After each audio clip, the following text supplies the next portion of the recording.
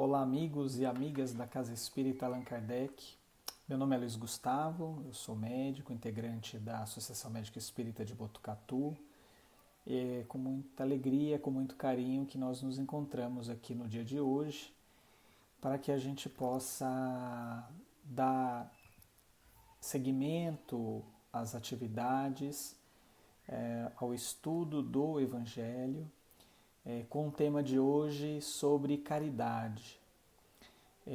Inicialmente gostaria de convidar vocês, a todos vocês, para que a gente pudesse colocar um copo de água ao nosso lado nesse momento e pudéssemos inicialmente fazer uma prece, elevando os nossos pensamentos a Deus, a Jesus, o nosso Mestre, o nosso amigo maior, pedindo a assistência dos nossos benfeitores espirituais, anjos guardiões, a todos aqueles que coordenam este trabalho, para que juntos possamos estar unidos em pensamento, na mensagem, no tema que conversaremos na noite de hoje.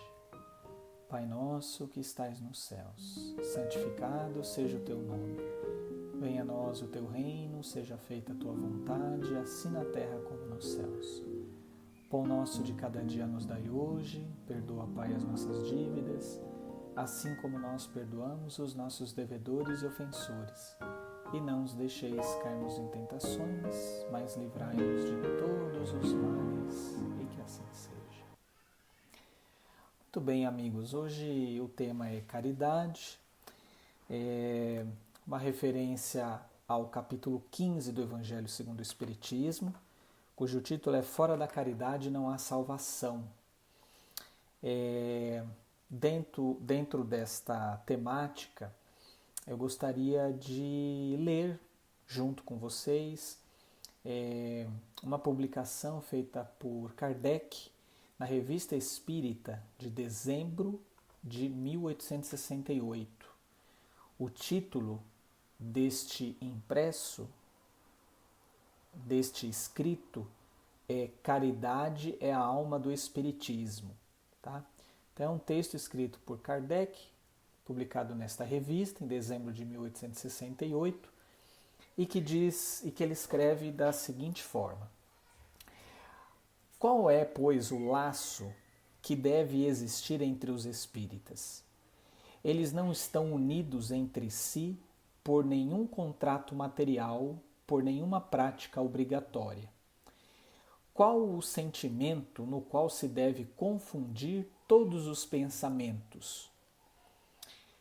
É um sentimento todo moral, todo espiritual, todo humanitário, o da caridade para com todos, ou, em outras palavras, o amor do próximo, que compreende os vivos e os mortos, pois sabemos que os mortos sempre fazem parte da humanidade.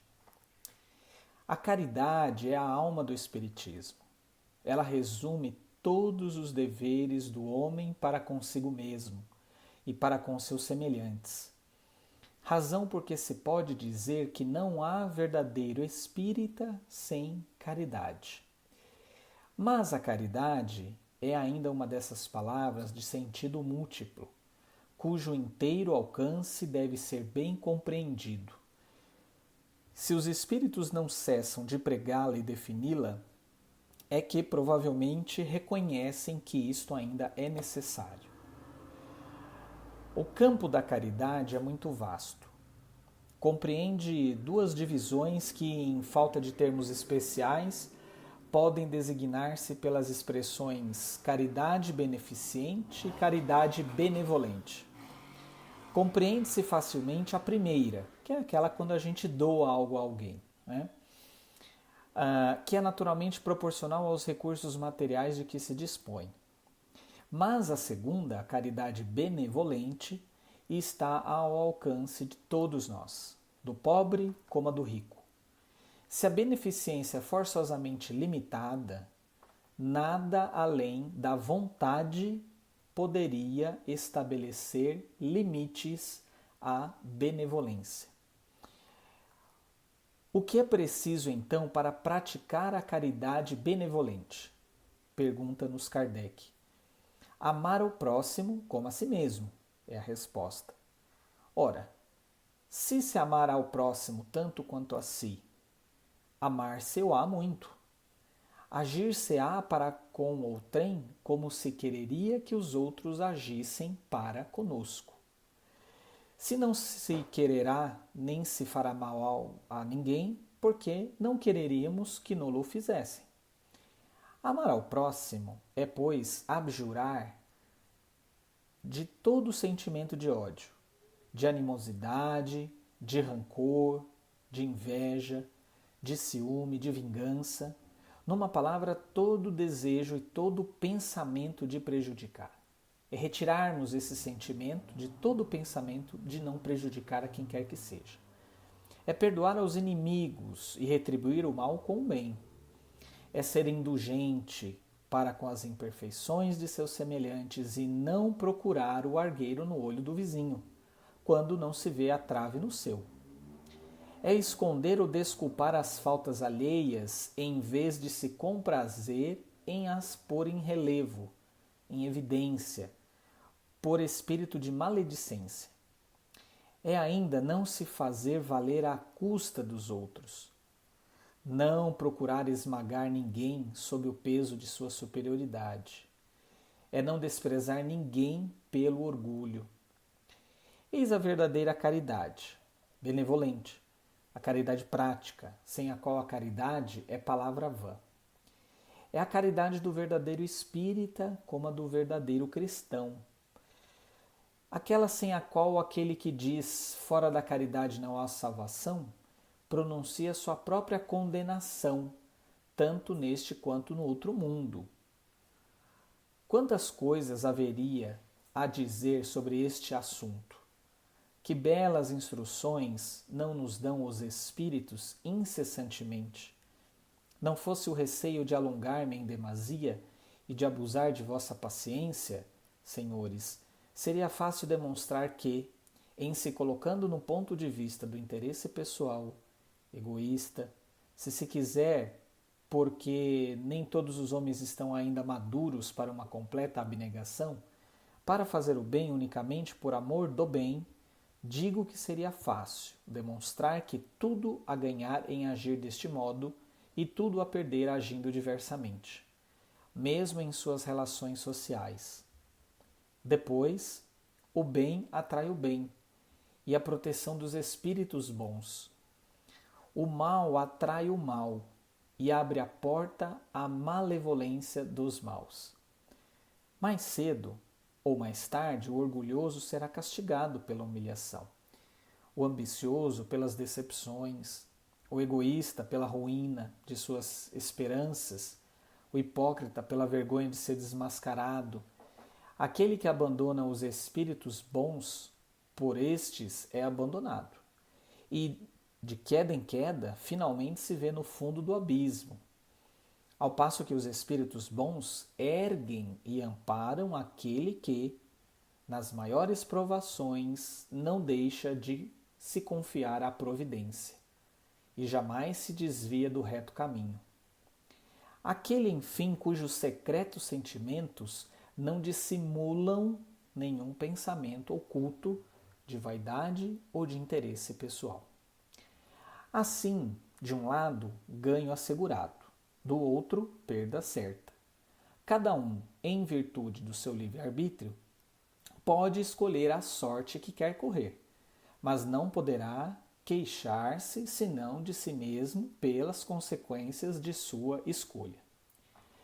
Crer num Deus todo-poderoso, soberanamente justo e bom, crer na alma e em sua imortalidade, na preexistência da alma como única justificação do presente, na pluralidade das existências como meio de expiação, de reparação e de adiantamento intelectual e moral, na perfectibilidade dos seres mais imperfeitos, na felicidade crescente com a perfeição, na equitativa remuneração do bem e do mal, segundo o princípio a cada um segundo suas obras, na igualdade da justiça para todos sem exceções, favores nem privilégios para nenhuma criatura, crer na duração da expiação limitada da imperfeição, crer no livre-arbítrio do homem, que lhe deixa sempre a escolha entre o bem e o mal, crer na continuidade das relações entre o mundo visível e o mundo invisível, na solidariedade que religa todos os seres passados, presentes e futuros, encarnados e desencarnados, considerar a vida terrestre como transitória e uma das fases da vida do espírito, que é eterno, aceitar corajosamente as provações em vista de um futuro mais invejável que o presente, praticar a caridade em pensamentos, em palavras e obras na mais larga acepção do termo, esforçar-se cada dia para ser melhor que na véspera, extirpando toda imperfeição de sua alma, submeter todas as crenças ao controle do livre exame e da razão, e nada aceitar pela fé cega, respeitar todas as crenças sinceras, por mais irracionais que nos pareçam, e não violentar a consciência de ninguém, ver enfim nas descobertas da ciência a revelação das leis da natureza, que são as leis de Deus. Eis o credo, a religião do Espiritismo, religião que pode conciliar-se com todos os cultos, isto é, com todas as maneiras de adorar a Deus.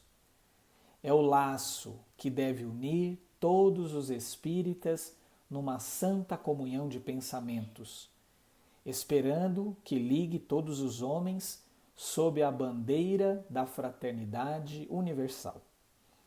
Com a fraternidade, que é filha da caridade, os homens viverão em paz e se pouparão males inumeráveis, que nascem da discórdia, por sua vez filha do orgulho, do egoísmo, da ambição, da inveja e de todas as imperfeições da humanidade.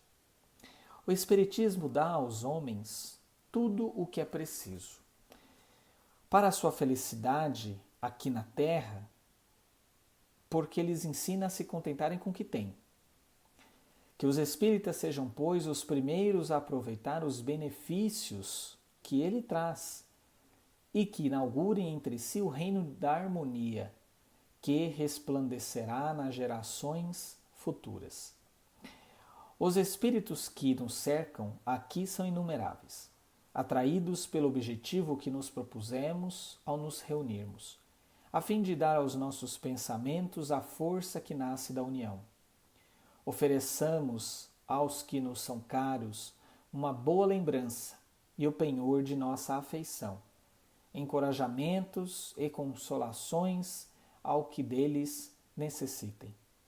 Façamos de modo que cada um recolha a sua parte dos sentimentos de caridade benevolente, de que estivermos animados e que esta reunião dê os frutos que todos têm o direito de esperar.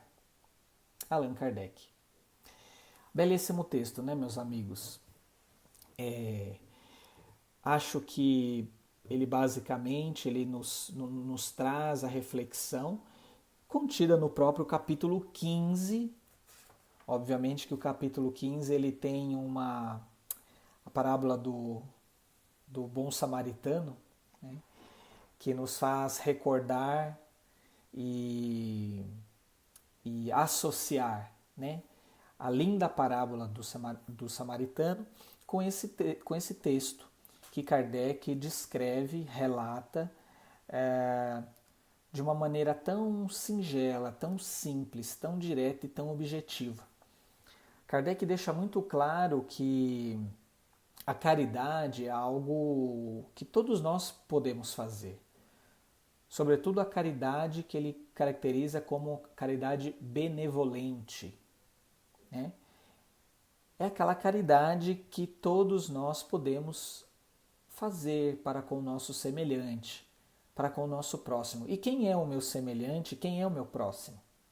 O seu marido, a sua esposa, teu filho, tua nora, teu genro, tua vizinha, tua amiga de trabalho, teus amigos, demais familiares, aqueles que você encontra na rua, aqueles que você encontra nas lojas, enfim, todos aqueles que convivem conosco em humanidade.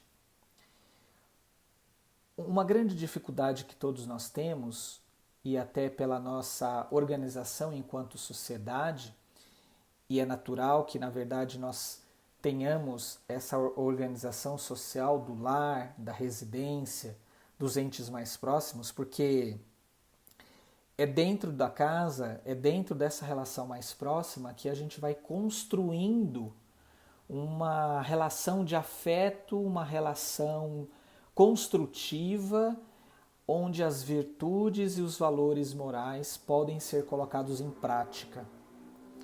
Seria muito difícil que a gente,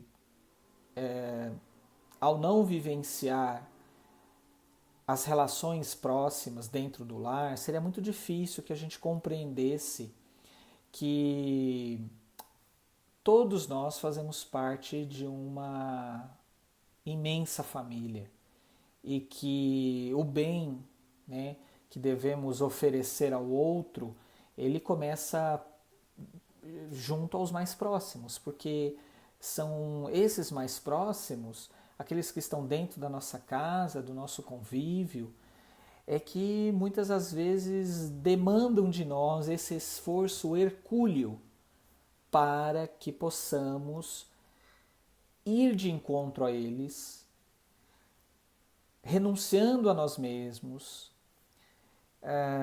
trabalhando sentimentos de perdão, de compaixão, de tolerância, de amabilidade, né?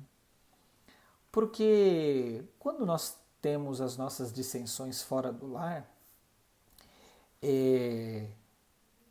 muitas das vezes a não possibilidade de um convívio continuado faz com que pequenas desavenças, entrevérios, sejam mais facilmente esquecidos e tolerados. Agora, quando as polêmicas, os pontos de vistas diferentes, as formas de reagir e agir de cada um reunidos em uma família, é aí que temos mais dificuldade em identificar essas potencialidades que nós temos e manifestá-las na prática. Jesus deu vários exemplos para nós de que fora da caridade não há salvação. Quando ele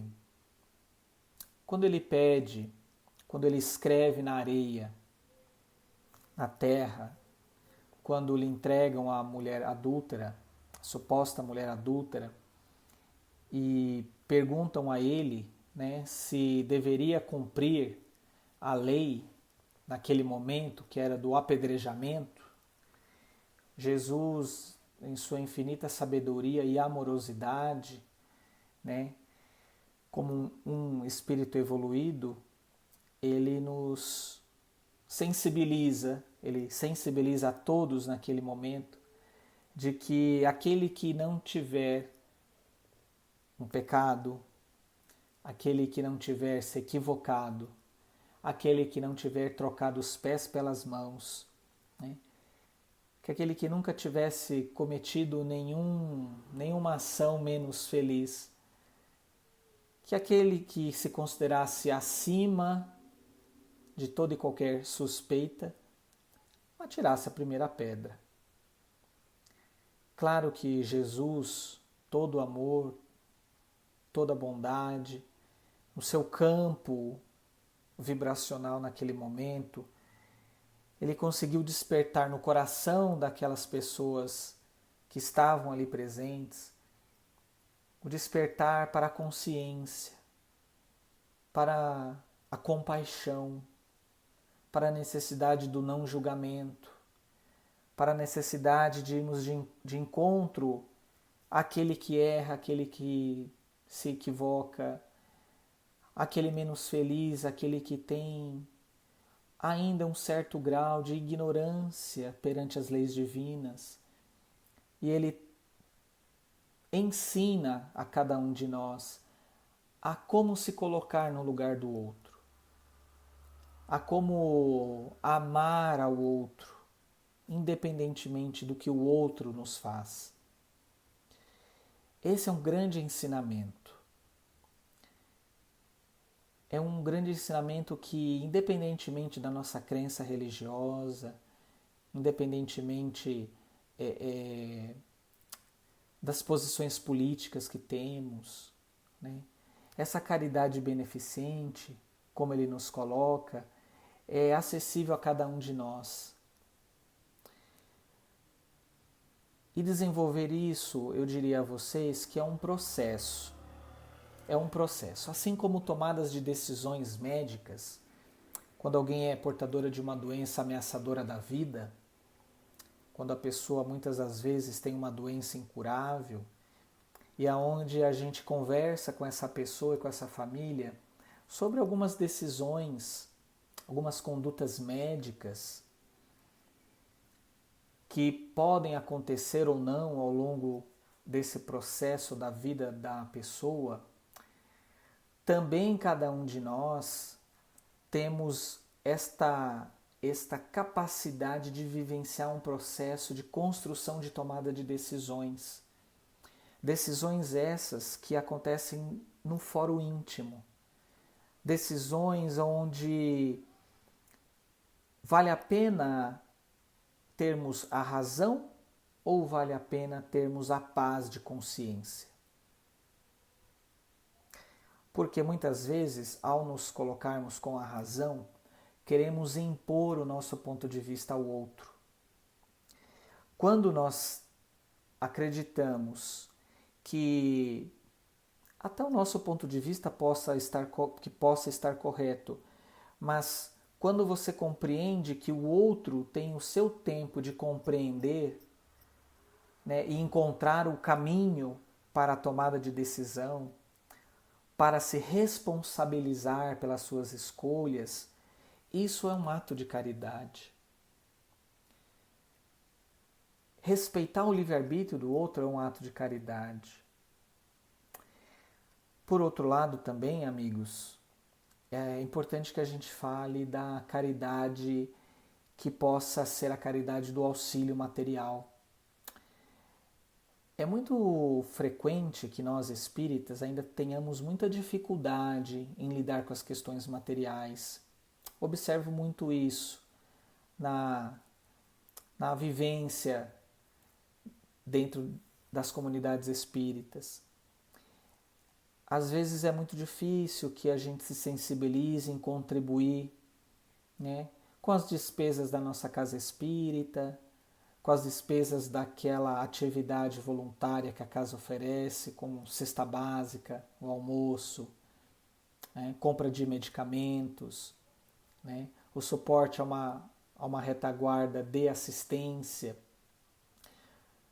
seja a idosos, sejam a pessoas de diversas idades, diversas condições de saúde. É importante que a gente entenda que possamos sim também exercermos essa caridade da doação, né?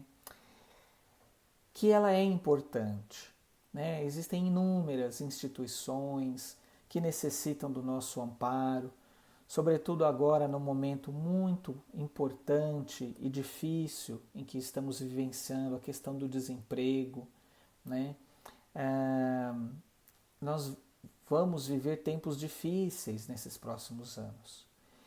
E é importante que é necessário que a gente compreenda que ser solidário a todos os instantes e a todas as pessoas possíveis é também uma forma de caridade. Acho que é isso que eu queria conversar com vocês na noite de hoje. Eu acredito que todos nós ainda estamos muito longe, né, de exercer a caridade benevolente. mas estamos a caminho, né? Talvez não temos a perfeição de exercer essa caridade de uma maneira plena, mas estamos a caminho, né? Nessa construção e nesse processo. Que Jesus possa nos abençoar, que Jesus possa reunir, que nós possamos reunir através da boa vontade, do esforço, todas as virtudes internas para que a gente possa desenvolvê-las daqui para frente. Que nosso Mestre Jesus abençoe a cada lar, cada familiar, dos nossos ouvintes, dos telespectadores. Que Jesus, em sua infinita bondade e misericórdia, auxilie o nosso país, os nossos governantes, aqueles que estão nos hospitais, sendo assistidos e curados, aqueles que estão provendo assistência à saúde, aquelas famílias que se distanciaram fisicamente dos seus entes queridos através da desencarnação. Que a paz, a força estejam presentes em seus corações, com a certeza de que não tem uma folha que não cai do galho sem a permissão de Deus. E que assim possamos finalizar o nosso estudo da noite, agradecendo a Deus, a Jesus, a nossa Mãe Maria, por todo o amparo e proteção. Ave Maria, cheia de graça, o Senhor é convosco. Bendita sois vós entre as mulheres, bendito é o fruto do vosso ventre, Jesus. Santa Maria, Mãe de Jesus, rogai por nós, pequeninos que somos, hoje, agora e na hora de nosso desencarne. Que assim seja, graças a Deus. Obrigado, amigos e amigas da Casa Espírita Allan Kardec. Até uma próxima oportunidade. Fiquem com Deus, uma ótima semana. Fiquem em paz.